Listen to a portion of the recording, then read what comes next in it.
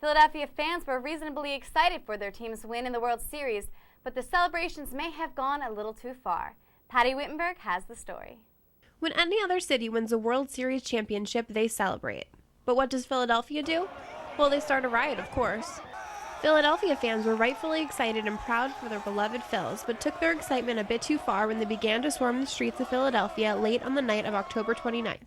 This happened just minutes after Brad Lidge sealed the deal, throwing the final pitch at the top of the ninth inning in the fifth game of the 2008 World Series, making Philadelphia something they had not been in 28 years: World Series champions. Last week, I met with Dr. Moore, who told me that a win in Philly would bring a lot of revenue and celebrating to the streets of Philadelphia. If we look at sports consumers as a separate group, they're going to be happy if their team wins. So therefore, you're going to expect some spending. He was right. With the championship under their belt, the city of Philadelphia has earned millions of extra dollars in revenue. But what they have also earned is a couple thousand belligerent, rioting fans. The fans took to Broad Street and began their riots, stealing things such as stop signs, flipping over cars, and starting fires in the street. Eventually, police were called in and they helped to disperse the crowd, but not before they made 76 arrests for robbery, assault, arson, and disorderly conduct. The city of Philadelphia held a parade just 2 days later on October 31st, but I guess the fans just couldn't wait the extra 2 days to celebrate. For the Rider Sports Corner, this has been Patty Wittenberg. The field hockey team looked to end their season with a win in a tough NEC matchup. Patty Wittenberg was there to check it out. The field hockey team is trying their best to bounce back after a hard-fought loss to Lock Haven, which happened last week. Diana Celebre talked to us after the game about the loss to Lock Haven and what it meant to come out on top against Monmouth.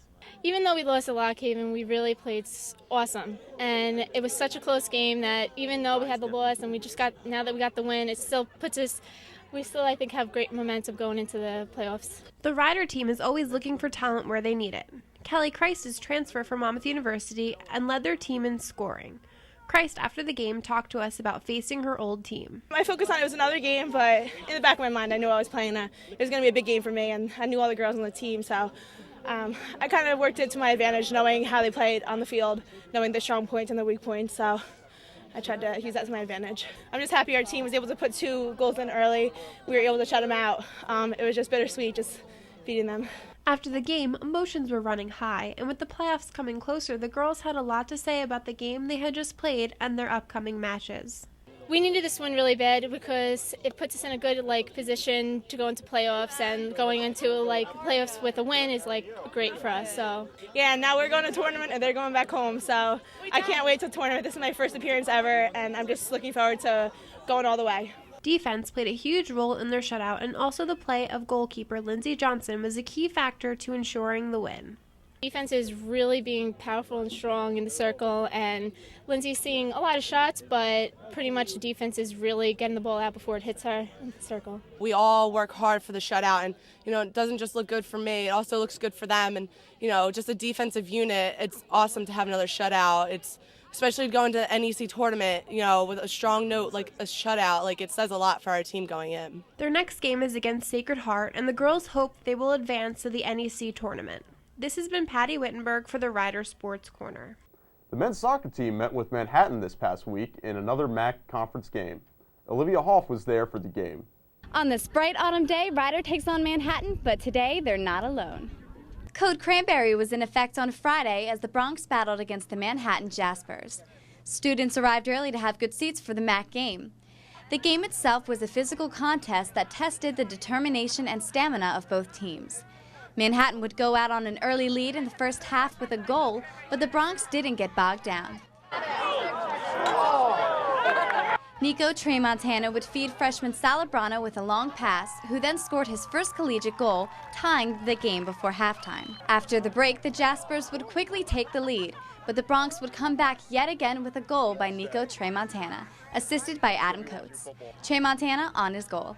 I wanted to come back and I wanted to score another one. I want to beat them because our record's just not doing too well this year. We had a lot of injuries, 9 at one time for 2 weeks, so it was really hard. But honestly, you just got to really stay really composed, and especially with the fans going crazy after you score, and you just have to just get back and keep your head in it. So I just wanted to get another one pretty much. The game would ultimately come down to tough physical play as referees were letting the players match brawn for brawn. Manhattan would get the ball back and score towards the end of the game. The Bronx tried their best to match that goal as they had done twice before, but were unable to. Nico Tramontana wasn't letting the loss get him down. We got 2 goals in one game, which is really good. That's a good percentage. Usually we've been like maybe losing 1-0 or 2-1 or winning 1-0. So we got 2 goals. We actually came back from 2-goal deficit. Like they scored, we scored, they scored, we scored. So with staying our heads in the game and moving on and scoring another goal and just keeping our heads throughout the whole game was really good, and that's a big positive. If we take that against St. Peter's was the same thing last year. We lost 4-3, and it was the same exchange of goals. So if we take that into the next game, I think we'll do really well against St. Peter's. Although it's been a tough season for the Bronx, they can at least be proud of their competitive spirit. This has been Olivia Hoff for the Rider Sports Corner.